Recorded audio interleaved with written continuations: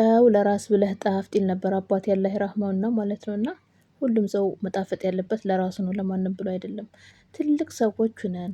ስደት ወጥተን ቤተሰባችንን ሀገራችንን ትተን ወጥተን ከዛ የማይሆን ቦታ ላይ ጊዜያችንን የምናባክን ሰዎች ማለት ነው። እኔ ሳስበው በጣም ብዙ አይነት ምግብ እሰራለሁ፣ ግን ለመቅረጽ አይመችኝም። መቅረጫው የለኝም፣ ስልኩ ነው እንጂ ያለኝ። ለምን እንፋሎት እየወጣ እያቃጠለኝ አልቀርጽም? ከአሁን ነው የሚጀምረው። ከዛ ቀስ እያል ያድጋል። ምን አገባኝ? ድሮ አሁን የማያገባኝ ቦታ ውስጥ ነበር ቲክቶክ ላይ ብላይ እንቅልፌን አጥቼ እንድችው ወሬ ሳዳምጥ ነበር ማድረው። ምን አገባኝ? ማን ምን ያደርግልኛል? አሁን በእንቅልፌ አልደራደርም። በማያገባኝ ነገር ውስጥ አልገባም።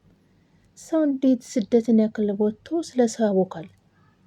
መማር ካለባችሁ መማር፣ ኢንተርኔቱ አለ፣ ብዙ ነገር አለ። ቋንቋ መማር ከፈለጋችሁ፣ ቁርአን መቅራት ከፈለጋችሁ፣ መጽሐፍ ቅዱስ ማንበብ ከፈለጋችሁ፣ ሰው የፈለገውን ነገር በፈለገውን ነገር አሁን ነው ጊዜ ያለን። ኢትዮጵያ ስትሄጂ አዳሜ ኑሮ በጣም ቢራሽ ሲዞር ማለት ነው። እንኳን አይደለም ስልክ የምትነኪበት፣ ስልክ የምታወሪበት ራሱ ጊዜ አይኖርሽም ማለት ነው። እና ይቆጫቸዋል ይሄ ጊዜ እውነት ለመናገር ማለት ነው። ሙያ ተማሩበት ቢያንስ ሙያ።